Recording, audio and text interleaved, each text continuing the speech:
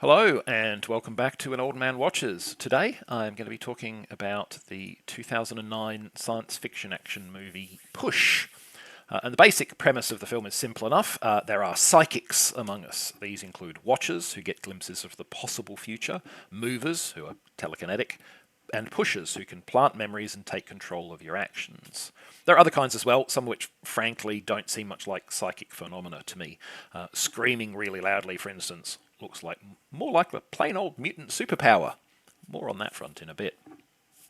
In any case, as is so often the case in these kind of cinematic scenarios, there are secret government organisations trying to both keep these psychics from public knowledge and also to recruit, control, and weaponise them against their enemies. And as the film begins, the US government's secret agency for this purpose, Division, has discovered a drug that boosts the psychic powers of those into whom it is injected.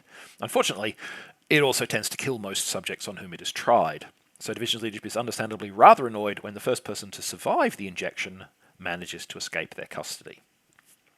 Our survivor slash escapee makes her way to Hong Kong, where a former boyfriend and a ragtag group of other psychics try to help her stay one step ahead of the many people hunting her. Will they succeed? Almost certainly. Will you care? A far more open question.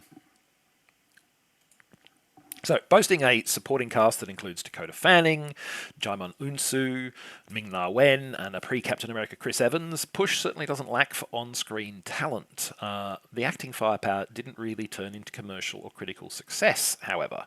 The film's worldwide box office only exceeded its production cost by about 30%, probably not enough to turn a profit when you factor in the undisclosed promotion costs and the share of ticket sales that goes to the cinema themselves rather than to the producers. Critical response, meanwhile, was generally negative. And I wish I could say that there's an undiscovered diamond in the rough here and that the film deserved far more success than it achieved. But alas, I think its mediocre reception is entirely understandable. While the film does have some good points, which I'll cover at the end of this video to end on a positive note, it has rather more flaws and issues. So let's unpack those a little more first. So, one of Push's core problems is the basic scenario is a very well-trodden one. People with unusual abilities are hunted by a powerful and nefarious organisation has been done a lot in media, from Stephen King's Firestarter, to David Cronenberg's Scanners, to The Matrix, to approximately 1,000 different comic book stories. And that last in particular is relevant because, boy oh boy, The Push is absolutely a superhero movie, just without any funky costumes. We've got telekinetics, telepaths, precognition, shapeshifters, energy projectors, people who can turn invisible. Push's definition of psychic power pretty much covers a very wide range of abilities, right up there with most superhero properties. I spent a big chunk of the movie idly considering what comic book franchise this script may have been originally written for. No, I have no actual information to say the script was written for a particular comic book property. It was just a game I played while watching the movie because, frankly, the film itself was not that engaging. Now, a familiar premise or scenario does not automatically make for a bad film. As I've often said before on these videos, and doubtless will do again, execution matters more than innovation. Take a couple meet and have an immediate hostility to each other, but then they fall in love. That is an extremely well-trodden scenario. Jane Austen didn't create it, but Pride and Prejudice is still a great book with at least 2 great screen adaptations, and there are many other fun books and films that centre on that same narrative. Unfortunately, Push doesn't deliver on the execution, which makes the overfamiliar nature of its core plot all the more obvious and more tired. And Push is what I call a bubble and squeak movie, named after the British breakfast dish made from leftovers of your Sunday lunch. The film's story and cast of characters feel like they've been pilfered from other bits of media. Now, sometimes this throw some leftovers in a pot and fry 'em up approach will work, with food as well as with movies, and sometimes you get lumpy slop that just leaves you with a vague feeling of indigestion. It all depends on the script, at least when it comes to movies, and there lies this film's downfall. Push has an overly convoluted plot that relies way too much on the old "here's something I didn't tell you earlier that completely changes things" dodge to try and manipulate drama. Aha, that thing that happened was not what it seemed. The problem is, once you use this technique more than once in a film, you've pretty much told the audience that nothing they see really matters until we get the "here's what really happened" moment.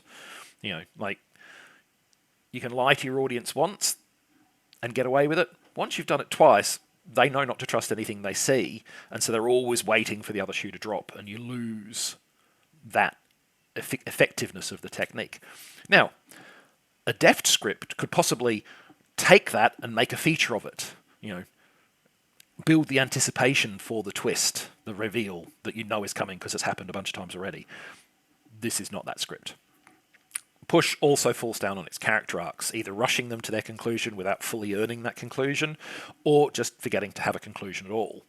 Again, I think the fault here lies with the script's focus on revelation and counter-revelation, which is just not as clever or as interesting as it thinks. But I did say earlier on that the film has some positives, and that I wanted to end by acknowledging those. The first, as already intimated, is the cast, who work hard to make all this overwrought melodrama seem compelling. I don't think they succeed, but they really do work hard, and I don't think that anyone else could have done better. I must also acknowledge that the film has considerable visual style. The cinematography is imaginative and well executed, and the decision to film on location in Hong Kong really pays dividends. It gives Push a distinctive and stylish look that sets it apart from the multitude of action movies set and shot in more or less interchangeable Anglophone cities.